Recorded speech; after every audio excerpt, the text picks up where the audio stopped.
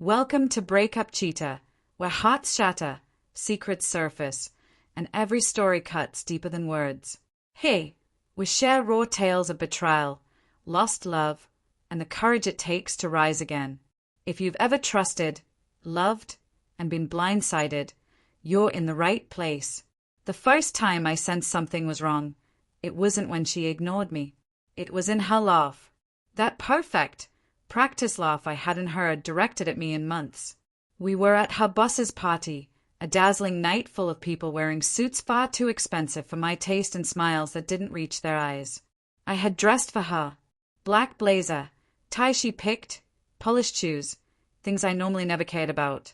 But she insisted. "Here's a big deal, Daniel. Be on your best behavior," she said. So, I went, thinking I was supporting her career. But the moment we entered that mansion, I felt like nothing more than decoration. "Dan, this is Robert," she said, barely touching my arm as she introduced me.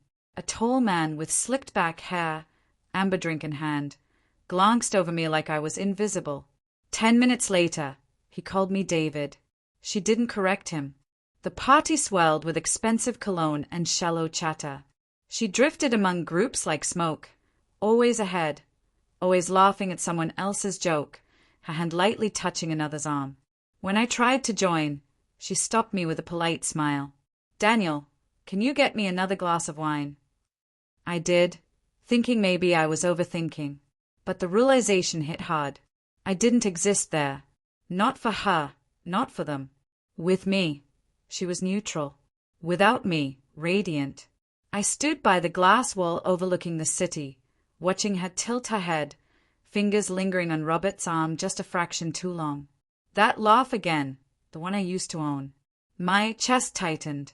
Around midnight, I went to the balcony, cold air biting, scrolling my phone for distraction.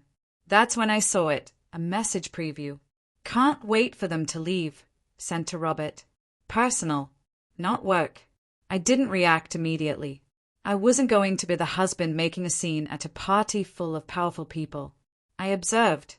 She didn't need me except to look respectable. When she came out, cheeks flushed, wine half empty, she smiled as if nothing was wrong. "You okay? You look pale." I said nothing more than, "I'm fine." She didn't notice, or didn't care. Then Robert appeared, hand casually on her lower back. She didn't flinch. She introduced me as a distant acquaintance. "Oh, Robert, this is Dan. He's in software." I extended my hand. He ignored it. She didn't correct him. That was the moment I walked away. No drama. No shouting.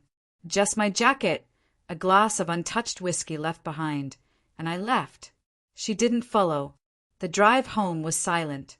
Every mile felt like a wall rising higher. At home, I waited until 3 a.m. for her. When she finally came in, heels in hand, she said, "You left." Like it was my fault. "You didn't notice for 3 hours," I replied. She tried to explain, said I imagined things. But the text message told the truth. She had outgrown me. The next morning, no rage, no pleading. I called my lawyer quietly. I started moving my accounts. She didn't notice. Weeks passed. She stayed late, wore unfamiliar perfume, smiled at her phone more than me. I let her dig her own hole. The night I left for good, it rained. I packed a suitcase, my documents, and our wedding photo, the one thing that still mattered, not for her, but for who I was then. I left a note. "You wanted a husband to make you look stable. Now, look strong alone." She called 12 times. I didn't answer.